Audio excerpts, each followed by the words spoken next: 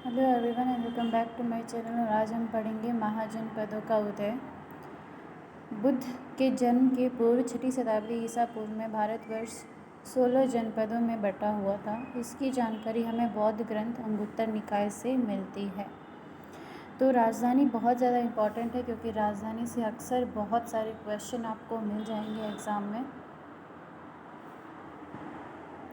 तो अंग का राजधानी चंपा था और ये बिहार में है। मगध, गिरिब्रज, राजगृह अगेन ये भी बिहार में है। पटना गया, काशी, वाराणसी उत्तर प्रदेश, वत्स कौशाम्बी उत्तर प्रदेश, वज्जी वैशाली, विदेह मिथिला इसकी राजधानी, और क्षेत्र मुजफ्फरपुर दरभंगा बिहार, मिथिला अगेन ये बिहार, कौशाम्बी श्रावस्ती फैज़ाबाद उत्तर प्रदेश, अवंती उज्जैन, माहिष्मती मालवा मध्य प्रदेश, मल कुशावती उत्तर प्रदेश, पांचाल काम्पिल्य अहिच्छत्र इसकी राजधानी हो जाएगी और अगेन ये उत्तर प्रदेश में है।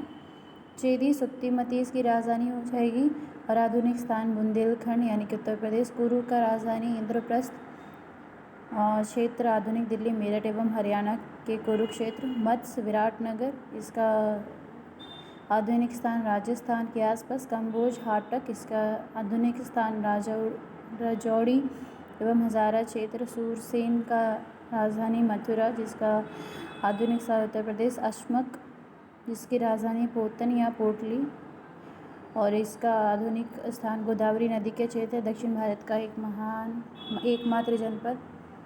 और इसके बाद हो जाएगा गांधार की राजधानी तक्षशिला, आधुनिक स्थान रावलपिंडी एवं पेशावर।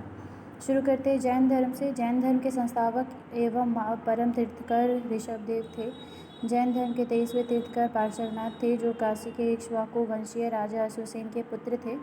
इन्होंने 30 वर्ष की अवस्था में संन्यास जीवन को स्वीकारा। इनके द्वारा दी गई शिक्षा थी हिंसा न करना, सदा सत्य बोलना, चोरी न करना तथा संपत्ति न रखना। महावीर स्वामी जैन धर्म के 24वें एवं अंतिम तीर्थकर हुए।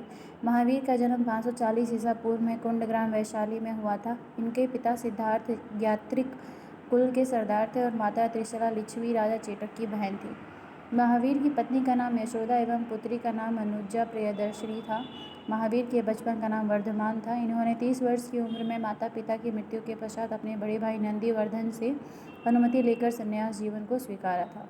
12 वर्ष की कठिन तपस्या के बाद महावीर को जृंभक के समीप ऋजुपालिका नदी के तट पर साल वृक्ष के नीचे तपस्या करते हुए संपूर्ण ज्ञान का बोध हुआ। इसी समय में से महावीर जिन विजेता, अहिर्त, पूज्य और निग्रंथ बंधनहीन कहलाए। महावीर ने अपना उपदेश प्राकृत अर्धमगधी भाषा में दिया। महावीर के अनुयायियों को मूलतः निग्रंथ कहा जाता था। महावीर के प्रथम अनुयायी उनके दामाद प्रियदर्शिनी के पति जामिल बने। प्रथम जैन भिक्षुणी नरेश दधिवाहन की पुत्री चंपा थी। महावीर ने अपने शिष्यों को 11 गणधरों में विभाजित किया था। आर्य सुधर्मा अकेला ऐसा गंधर्व था जो महावीर की मृत्यु के बाद भी जीवित रहा और जो जैन धर्म का प्रथम ठेरा या मुख्य उपदेशक हुआ। स्वामी महावीर के भिक्षुणी संघ की प्रधान चंदना थी जो कि मेरा नाम भी है।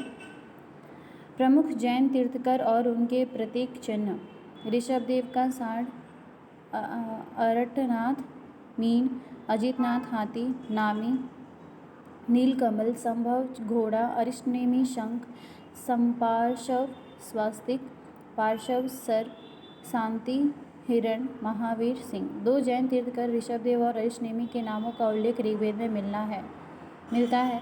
अरिष्टनेमी को भगवान कृष्ण का निकट संबंधी माना जाता था। लगभग 300 ईसा पूर्व में मगध के 12 वर्षों का भीषण अकाल पड़ा जिसके कारण भद्रबाहु अपने शिष्यों सहित कर्नाटक चले गए, किंतु कुछ अनुयायी स्थूलभद्र के साथ मगध में ही रुक गए। भद्रबाहु के वापस लौटने पर मगध के साधुओं से उनका गहरा मतभेद हो गया जिसके परिणाम स्वरूप जैन मत श्वेतांबर और दिगंबर नामक 2 संप्रदाय में बट गए।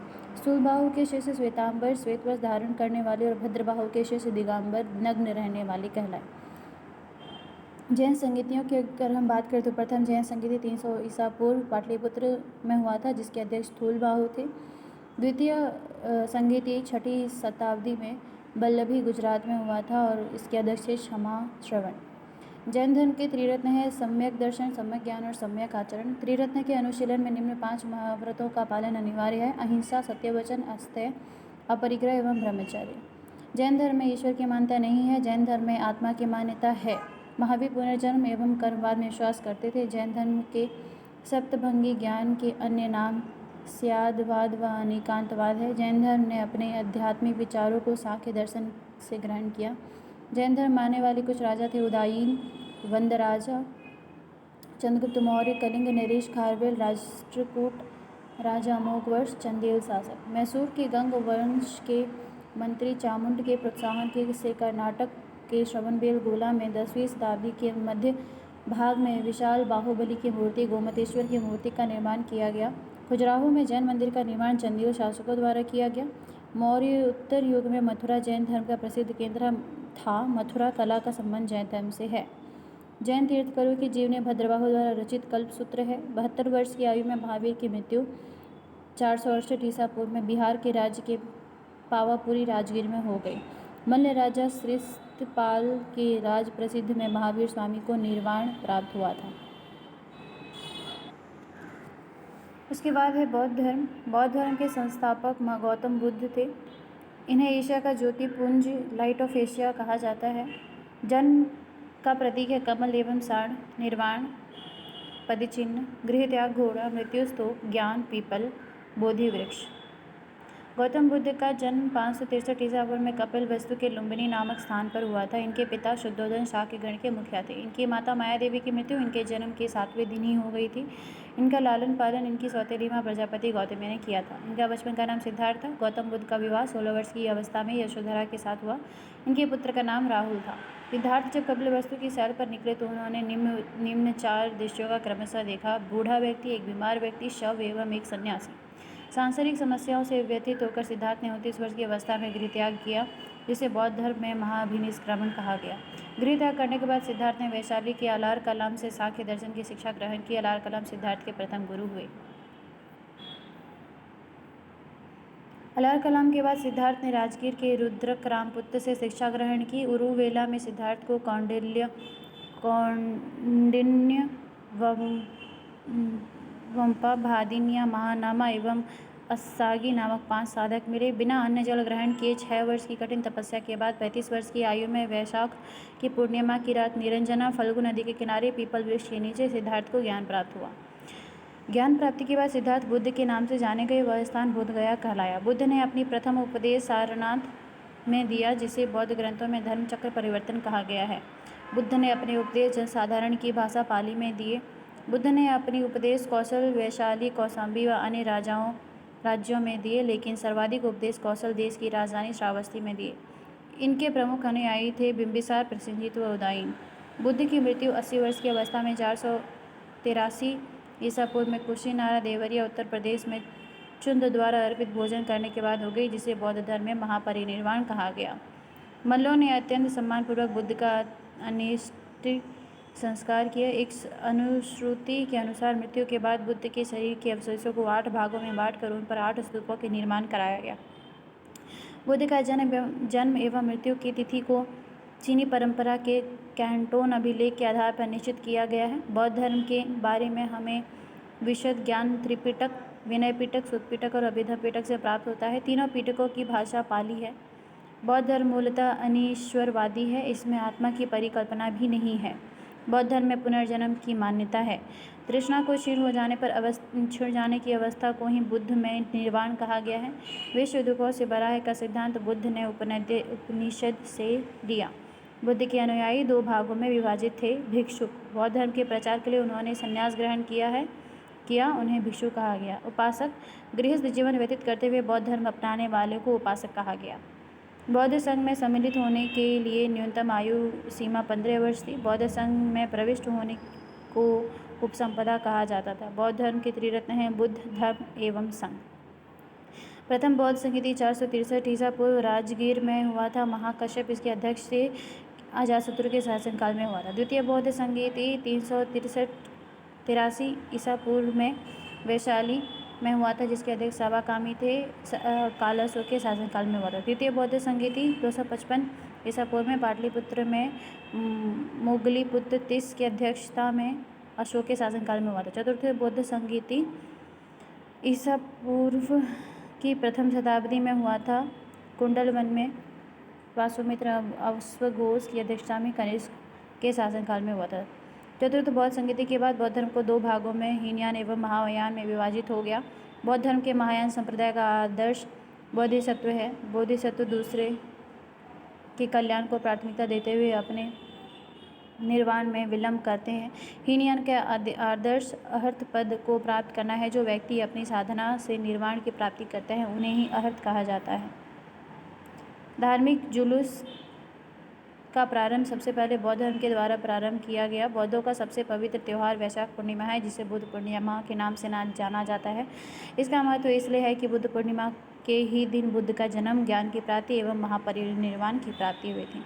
बुद्ध ने सांसारिक दुखों के संबंध में 4 आर्य सत्यों का उपदेश दिया। ये है दुख, दुख समुदाय, दुख निरोध, दुख निरोधगामिनी प्रतिपदा। इस सांसारिक दुखों से मुक्त होने हेतु बुद्ध ने अष्टांगिक मार्ग की बात कही। ये साधन है साम्यक दर्शन, साम्यक संकल्प, साम्यक वाणी, सम्यक कर्मान, सम्यक आजीव, सम्यक व्यायाम, सम्यक स्मृति एवं सम्यक समाधि। बुद्ध के अनुसार अष्टांगिक मार्गों के पालन करने के उपरांत मनुष्य की भव तृष्णा नष्ट हो जाती है और उसे निर्वाण प्राप्ति हो जाता है। निर्वाण बुद्ध धर्म का परम लक्ष्य है, जिसका अर्थ है दीपक का बुझ जाना, अर्थात जीवन मरण चक्र से मुक्त हो जाना।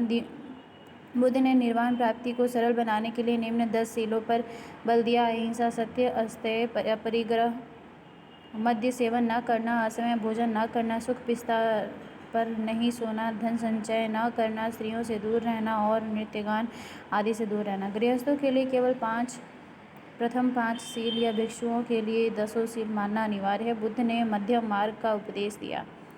अनीश्वरवाद के संबंध में बौद्ध एवं जैन धर्म में समानताएं हैं। जातक कथाएं प्रदर्शित करती है कि बोधिसत्व व अवतार मनुष्य रूप में भी हो सकता है तथा पशुओं के रूप में भी। बोधिसत्व के रूप में पुनर्जन्म की दीर्घ श्रृंखला के अंतर्गत बुद्ध ने शाक्य मुनि के रूप में अपना अंतिम जन्म प्राप्त किया, किंतु इसके उपरांत मैत्री तथा अनाम बुद्धि अभी अवतरित होना शेष है। सर्वाधिक बुद्ध मूर्तियों का निर्माण गांधार शैली के अंतर्गत किया गया, लेकिन बुद्ध की प्रथम मूर्ति संभवतः मथुरा कला के अंतर्गत बनी थी। तिब्बत, भूटान एवं पड़ोसी देशों में बुद्ध धर्म का प्रचार पद्मसंभव गुरु रिनपाच ने किया। इसका संबंध बौद्ध धर्म के वज्रयान शाखा से था।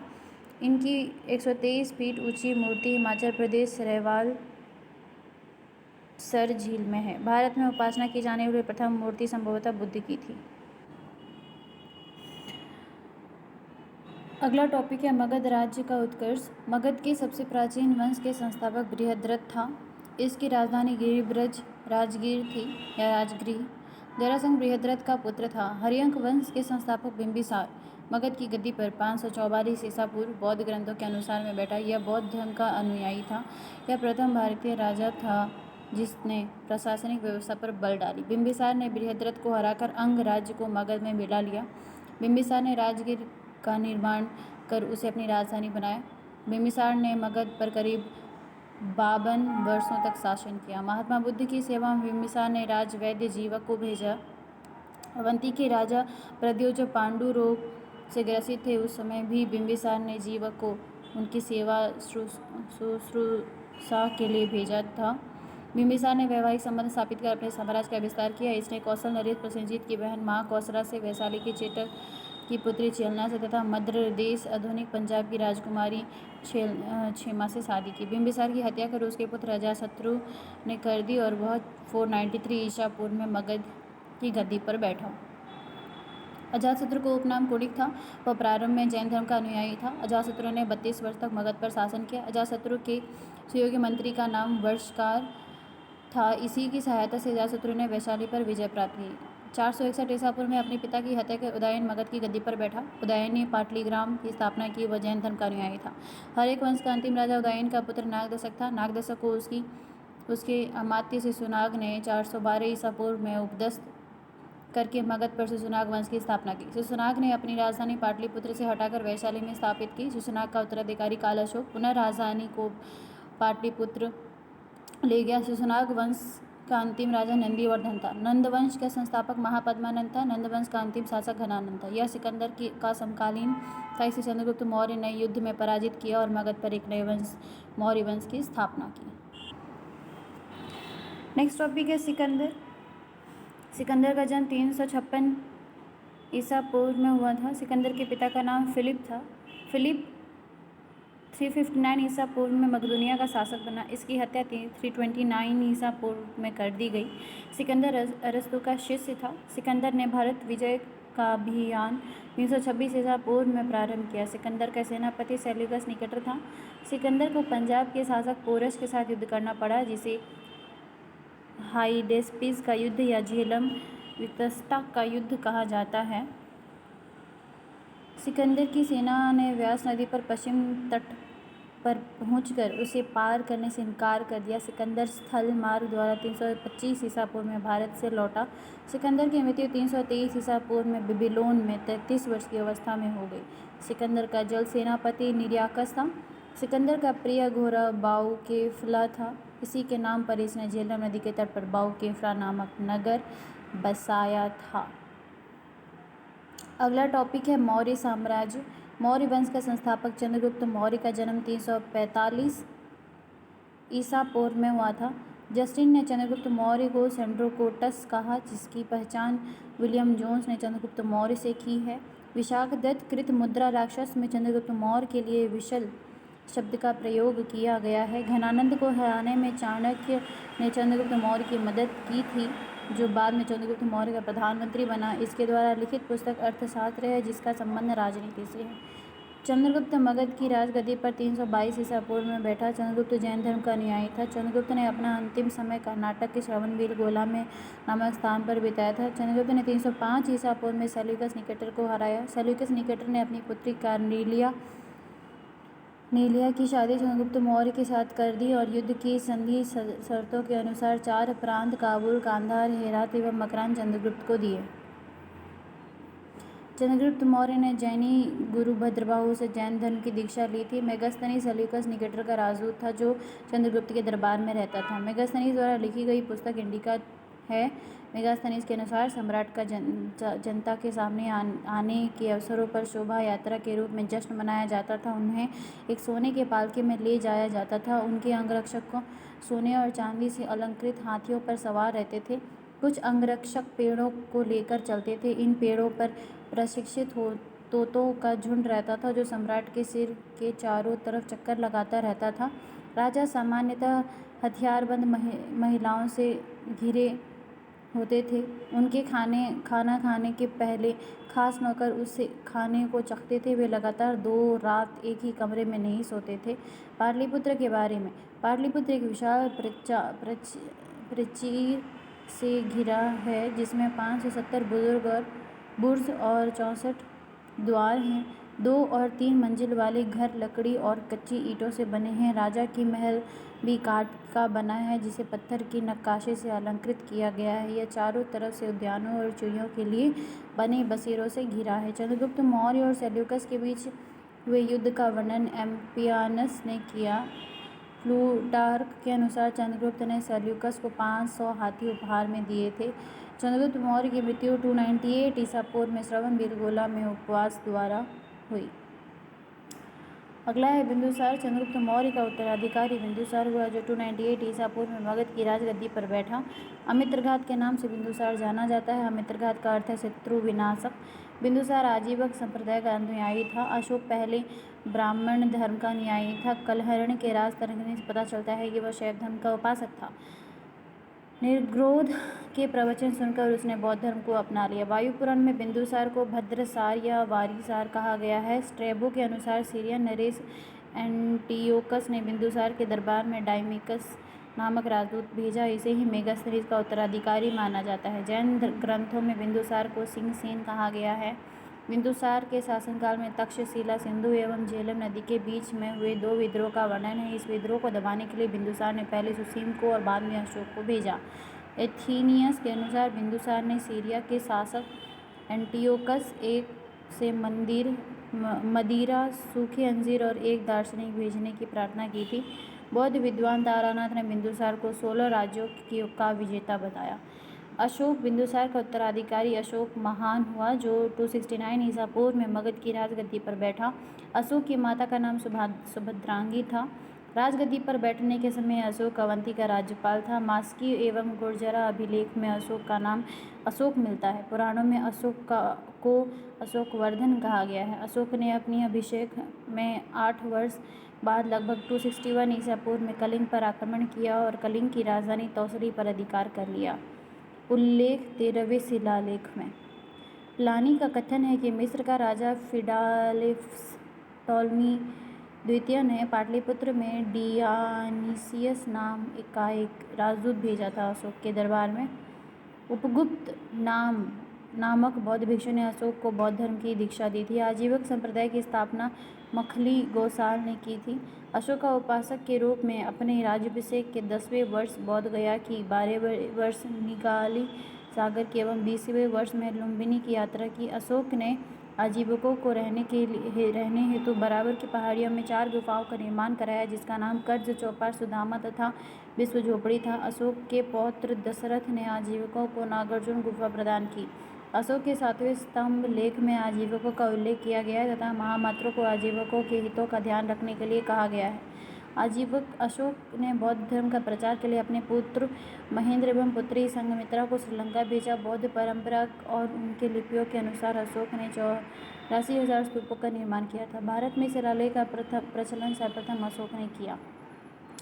अशोक के शिलालेख में ब्राह्मी, खरोष्टी, ग्रीक एवं अरमाइक लिपि का प्रयोग हुआ है। ग्रीक एवं अरमाइक लिपि का अभिलेख अफगानिस्तान से, खरोष्टी लिपि का अभिलेख उत्तर पश्चिम पाकिस्तान से और शेष भारत से ब्राह्मी लिपि के अभिलेख मिले हैं। खरोष्टी लिपि दाईं से बाईं लिखी जाती है। अशोक के अभिलेखों को 3 भागों में बांटा जा सकता है: शिलालेख, स्तंभलेख तथा गुहालेख। अशोक के शिलालेख की खोज 1750 ईसा पूर्व में पंद्रेटी फेनथेयर ने की थी। इसकी संख्या 14 है। अशोक के अभिलेख पढ़ने में सबसे पहले सफलता 1837 में जेम्स प्रिंसिप को हुई। तो अशोक के शिलालेख एवं उसमें वर्णित विषय: पहला शिलालेख पशु बलि की निंदा। दूसरा शिलालेख मनुष्य एवं पशु दोनों की चिकित्सा व्यवस्था का उल्लेख। तीसरा शिलालेख में इसमें राजकीय अधिकारियों को यह आदेश दिया गया कि वे हर 5वें वर्ष के उपरांत दौरे पर जाएं। इस शिलालेख में कुछ धार्मिक नियमों का भी उल्लेख किया गया है। चौथा अभिलेख: इस अभिलेख में भेरी घोष की जगह धम्म घोष की घोषणा की गई है। 5वें अभिलेख: इस शिलालेख में धर्म महामात्रों की नियुक्ति के विषय में जानकारी मिलती है। छठा अभिलेख: इसमें आत्मनियंत्रण की शिक्षा दी गई है। 7वां अभिलेख: इसमें अशोक ने तीर्थ यात्राओं का उल्लेख किया है। 7वां एवं 8वां अभिलेख 8वां शिलालेख में। 9वां शिलालेख: इसमें सच्ची भेंट तथा सच्चे शिष्टाचार का उल्लेख किया गया है। 10वां शिलालेख: इसमें अशोक ने आदेश दिया है कि राजा तथा उच्च अधिकारी हमेशा प्रजा के हित में सोचे। 11वां शिलालेख: इसमें धर्म की व्याख्या की गई है। 12वां शिलालेख: इसमें स्त्री मात्रों की नियुक्ति एवं सभी प्रकार के विचारों के सम्मान की बात कही गई है। 13वां शिलालेख: इसमें कलिंग युद्ध का वर्णन है। 14वां शिलालेख: अशोक ने जनता को धार्मिक जीवन बिताने के लिए प्रेरित किया है। अशोक के स्तंभ लेखों की संख्या 7 है, जो केवल ब्राह्मी लिपि में लिखे गए हैं। यह 6 अलग अलग स्थानों से प्राप्त हुए हैं। प्रयाग स्तंभ लेख: यह पहले कौशाम्बी में स्थित था। दिल्ली टोपरा: यह स्तंभ लेख फिरोजाबाद तुगलक के द्वारा टोपरा से दिल्ली लाया गया। दिल्ली मेरठ: पहले मेरठ में स्थित था यह स्तंभ लेख फिरोज शाह द्वारा दिल्ली लाया गया। रामपुरवा: यह स्तंभ लेख चंपारण बिहार में स्थित है। इसकी खोज 1872 ईसा पूर्व में कार्लायल ने की। लौरिया अरिराज चंपारण बिहार: लौरिया नंदनगढ़ चंपारण बिहार में इस स्तंभ लेख पर मोर का चित्र बना है। लौरिया नंदनगढ़ में इस स्तंभ पर मोर का चित्र बना है। कौशाम्बी अभिलेख को रानी का अभिलेख कहा गया है। अशोक का 7वां अभिलेख सबसे लंबा अभिलेख है। अशोक का सबसे छोटा स्तंभ लेख रुम्बनदेही है। इसी से लुम्बिनी में धम्म यात्रा के दौरान अशोक द्वारा भू राजस्व की दर घटा देने की घोषणा की गई। प्रथम पृथक शिलालेख में यह घोषणा है कि सभी मनुष्य मेरे बच्चे हैं। अशोक का सरैकुना, कंदाहार अभिलेख ग्रीक एवं अरमाइक भाषाओं में प्राप्त हुआ है। साम्राज्य में मुख्यमंत्री एवं पुरोहित की नियुक्ति के पूर्व इनके चरित्र को काफ़ी जांचा परखा जाता था, जिसे उपधा परीक्षण कहा जाता था। सम्राट की सहायता के लिए एक मंत्री परिषद होती थी, जिसमें सदस्यों की संख्या 12, 16 या 20 हुआ करती थी। अर्थशास्त्र में शीर्षस्थ अधिकारी के रूप में तीर्थ का उल्लेख मिलता है, जिसे महामात्र भी कहा जाता था। इसकी संख्या 18 थी। अर्थशास्त्र में 4 जासूस को कहा गया है। अशोक के समय मौर्य साम्राज्य प्रांतों की संख्या 5 थी। प्रांतों का चक्र कहा जाता था। प्रांतों के प्रशासक कुमार या आर्यपुत्र या राष्ट्रिक कहलाते थे। प्रांतों का विभाजन विषय में किया गया था, जो विषयपति के अधीन होता था। प्रशासन की सबसे छोटी इकाई ग्राम थी, जिसका मुखिया ग्रामिक कहलाता था। प्रशासकों में सबसे छोटा गोप था, जो 10 ग्रामों का शासन संभालता था। मेगास्थनीज के अनुसार नगर का प्रशासन 30 सदस्यों का एक मंडल करता था, जो 6 समितियों में विभाजित था। प्रत्येक समिति में 5 सदस्य होते थे। बिक्री कर के रूप में मूल्य का 10वां भाग वसूला जाता था। इसे बचाने वाले को मृत्युदंड दिया जाता था। मेगास्थनीज के अनुसार एग्रोनोमाई मार्ग निर्माण अधिकारी था। जशन के अनुसार चंद्रगुप्त मौर्य की सेना में लगभग 50,000 अश्वारोही सैनिक थे, 9,000 हाथी व 8,000 रथ थे। मंत्री, प्रधानमंत्री, पुरोहित, धर्म एवं दान विभाग का प्रधान, सेनापति सैन्य विभाग का प्रधान, युवराज, राजपुत्र, द्वारिक, राजकीय द्वाररक्षक, अंतर्वैदिक, अंतःपुर का अध्यक्ष, समाहर्ता, आय का संग्रहकर्ता, सन्निधाता, राजकीय कोषाध्यक्ष, प्रशासता, कारागार का अध्यक्ष, प्रदेष्टि, कमिश्नर, पौर, नगर का कोतवाल, व्यवहारिक प्रमुख, न्यायाधीश, नायक, नगर रक्षा का अध्यक्ष, कर्मांतक, उद्योगों एवं कारखानों का अध्यक्ष, मंत्री परिषद अध्यक्ष, दंडपाल, सेना का सामान एकत्र करने वाला, दुर्गपाल, दुर्गरक्षक, अंतपाल, सीमावर्ती दुर्गों का रक्षक।